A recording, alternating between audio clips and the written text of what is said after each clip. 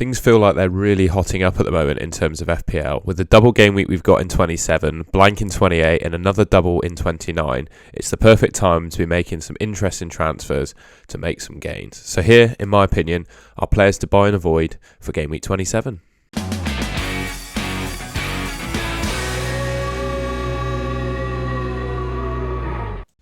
I think before we start getting into actually which players you should buy and avoid, we should really look at the double and blank game week picture for the next 2 or 3 game weeks. I think it would be silly really to make a transfer and not think about the position of your team in the next couple of game weeks. So for example, doubles in 27 are for Brighton, Brentford, Crystal Palace and Southampton. Brighton, importantly, blank in game week 28. So if you're bringing in a player from Brighton for game week 27 and you can't field a team of 11 players after bringing in that Brighton player in 28, probably not the best move to make in my opinion, because you really want to set your team up for the next couple of game weeks, if that makes sense. Maybe if you've got your free hit chip left, you can use that in 28, or there's other ways around it. But I think it's important just to be cognizant, and you can see on the table there the fixture picture. It's important to be cognizant of the fixtures coming up when making your transfers this game week. Right, that's the boring stuff out of the way. So my first player that I think you should buy is Ivan Toney. I think for me personally, he's the outstanding captaincy pick in game week 27. He's got Everton and Southampton. They're both away games, but Ivan Toney scored against, I believe he scored at the Etihad against Man City and the Emirates against Arsenal. So he's no stranger to away games, and I don't think that affects his performances at all. He's a 90-minute man. He takes the penalties for Brentford. His FA hearing seems to be happening in April, so I think we've got a month left of Ivan Toney before the big ban comes in for his betting scandal. The only thing to be cognizant of is he's got 8 yellow cards. I'm recording this on the Sunday morning, and Brentford play on Monday against Fulham. So if he picks up a yellow card in that game, it becomes a bit risky, because I believe it's a 2-game or maybe even a 3-game ban for 10 yellow cards across the season. So it's definitely one to watch out for. He seems to be averaging a yellow card every 2.5 sort of games. So I'd suggest that if he gets a yellow against Fulham, it makes it a bit of a tricky one as to whether you captain him for game week 27. I think maybe you should pick another doubler in that scenario. But for me, regardless, I just think he's such a great player to bring in. He's got 0.74 expected returns per 90, and I think he's one of the best strikers in the Premier League, like genuinely. His stats are showing that, and he's doing all of this, and with no disrespect to Brentford, they're a good team, but they're not like top 6, and he's just performing so well in that team. And he does everything for them, really. He's really pivotal to that attack. And to be honest, when he gets banned, I'm really quite worried for Brentford, because I think he's just so important for that team. But anyway, besides the point, game week 27, I think your top priority player to bring in should be Ivan Toney. And next up, he's running Toney quite close, this guy, for the best Brentford option in FPL, but it's David Raya. He's currently the top scoring goalkeeper in FPL. He's got a double game week in 27 and also another double in 29. He's averaging around 4.5 saves per game, nearly 5 saves per game, which I think is one of the best in the Premier League. And it's really what's propelled him to that top scoring goalkeeper position. I think the best thing in FPL for me, the ideal goalkeeper, is one that's around this price, 4.5-ish million, but they make a lot of saves, and David Raya ticks that box. I just remember back to Martinez a couple of seasons ago when he signed for Aston Villa, just how many saves he was making and just how good a price he was in FPL. He was just by far the best goalkeeper in the game, and I think David Raya is starting to fill that void that Martinez left behind.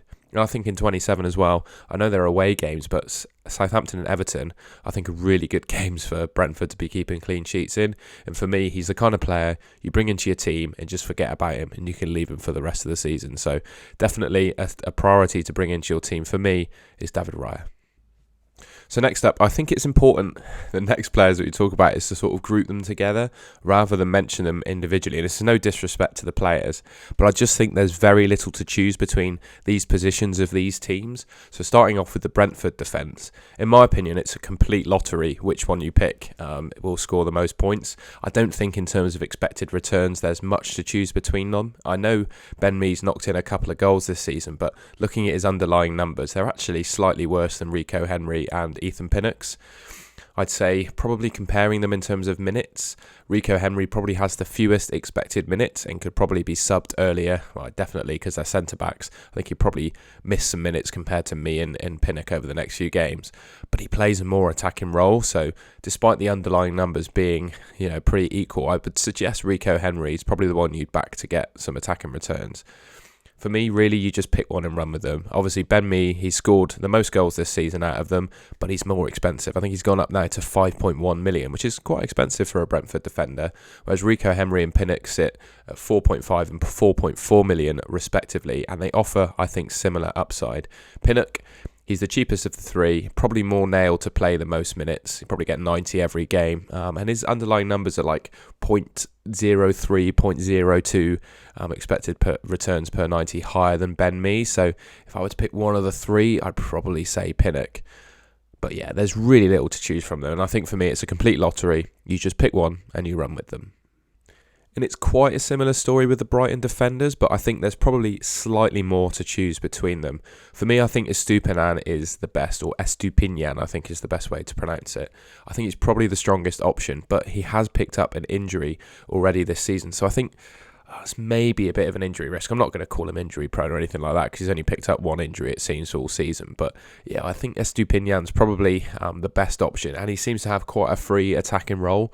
So I definitely think he's got the most likely to get attacking returns. Dunk is the most nailed. He's the club captain, and I think just his nature, he gets the odd attacking return. He's good in the box from corners, and I've seen him take some free kicks that aren't too bad as well. I remember back to the game against West Brom, I believe, a couple of seasons ago. He scored a free kick and then it was disallowed for taking it too early or something like that. And it was an absolute stunner. So he's got that in his locker. I think Veltman's probably a bit differential, and he got an attacking return on Saturday. And then Webster, for me, is probably the weakest option. He's a good price, low owned, but I don't think he has as much attacking upside as the other three. So for me, I think the order would be Estupiñán, Dunk and Veltman, but ultimately there's not much to choose between them. So yeah, again, similar to the rest of the positions, I think you really just pick one and then you run with them. It's a similar story really with the Brighton players as well. The midfielders, you've got McAllister, Mitoma and March, I would say are the three that you should really be considering bringing into your team.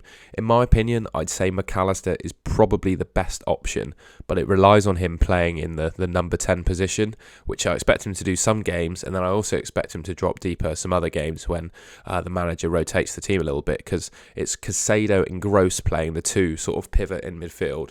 And then McAllister's playing further forward, and he's really excelling in that position.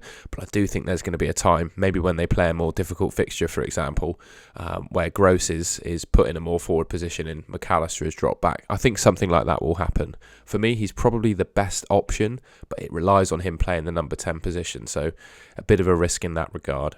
I think March has the best underlying numbers, and it just seems, comparing him to his previous roles as well, De Zerbi really likes to put a lot of attacking responsibility on the right wing position, and that's what March fulfills at the moment. He definitely fulfills that role.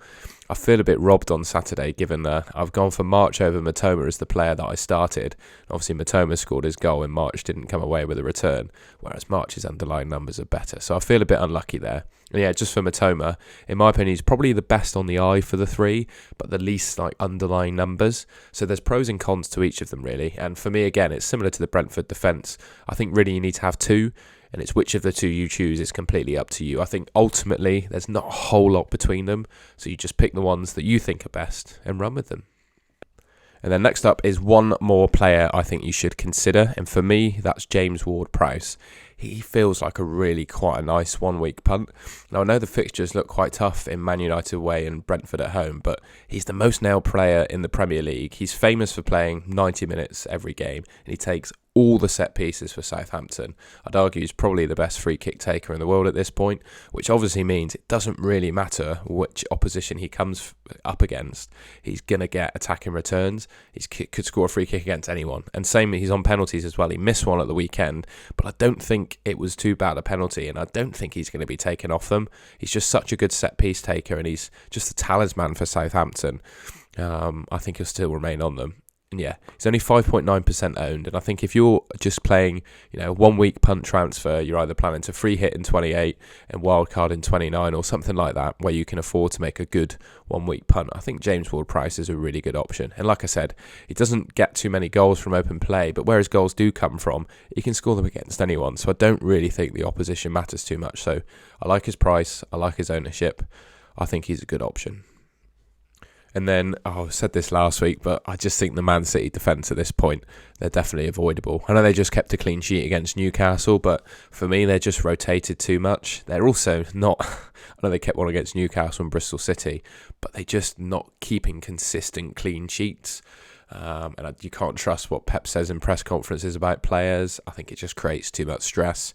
And ultimately, between game week 28 and 29, they only play one fixture, whereas some teams play three. For example, like Brentford defence play three.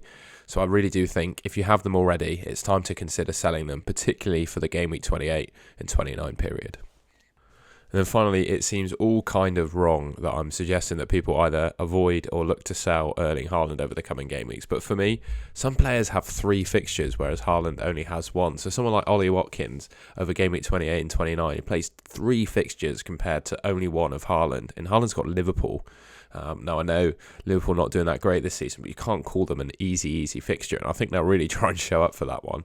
So for me, he's not a sell necessarily this game week, but one to consider getting rid of for 28 and 29. I definitely wouldn't buy him if I didn't have him, but I didn't really think many people would be in the position where they don't have Erling Haaland. But for me, I think he's a sell, or certainly an avoid this week, with a view to bring someone else in for game week 28 and 29. And that concludes the video. I hope you enjoyed it and hopefully found it useful. If you did, let me know in the comments what you think. If you agree or disagree with my thoughts, I'm not going to be offended if you disagree. Ultimately, like I say at the end of every video, FPL is all about difference of opinion. So if you disagree with me, I'd be up for knowing. And yeah, let me know what you think.